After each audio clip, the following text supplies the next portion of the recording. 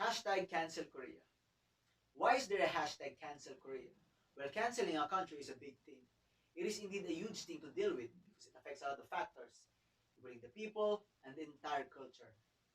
The cancel Korea was the hashtag mainly made by the Filipinos towards the South Koreans that resulted to a big feud between the Philippines and South Korea. Both countries involved themselves to an epic war of words, such as trash talks, bashing, and even insults with a real intent, where we can truly sense the presence of racism and discrimination in this kind of racial conflict. Let me tell you what happened. A TikTok superstar named Bella Porch, a famous Filipina TikToker that is now based in the United States, she uploaded a video with a tattoo in her arm that is very offending and traumatic to the Koreans because it reminds them of the terror during the era of the Japanese occupation to their country. Bella apologized immediately after knowing the matter of the tattoo, but when the Koreans knew that Bella is a Filipino representative when it comes to TikTok, they directly threw a lot of negative comments not only to Bella Porch, but also to the entire Filipino community.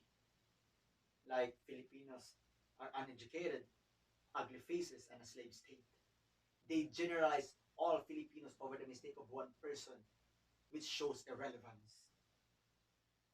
These comments triggered most of the Filipinos, which is the basis why Filipinos made the cancel Korea movement throughout the social media.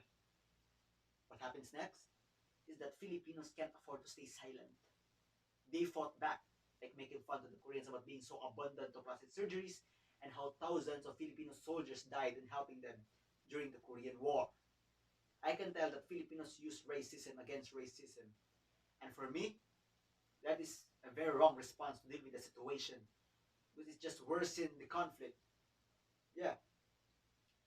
So this conflict spread not only to the Philippines and South Korea, but it also spread throughout the world, where it happened to be a controversy to the people around the world about these two countries insulting each other.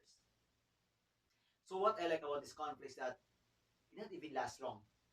It didn't even last a week because I know that both countries realized their mistakes as soon as possible. They realized how to put their ego and their pride to the right place. So what happens is that the South Korea and the Philippines apologize to each other sincerely, and from now on, the Philippines and South Korea are now at peace once again. So what I learned about the conflict is that we should not degrade or discriminate other nationalities just because we have an economic advantage over them. No, that is very wrong. We should learn to possess the value of humility and respect towards other nations as they respect us also. And also, we should not use racism to fight back another racism because we will always have it once we continue that practice. Overall, racism and discrimination is a form of violence. And take note that violence is very intolerable. And again, we as a global community, we can and we will purge the root cause of this problem, which is the pride and hatred of the world.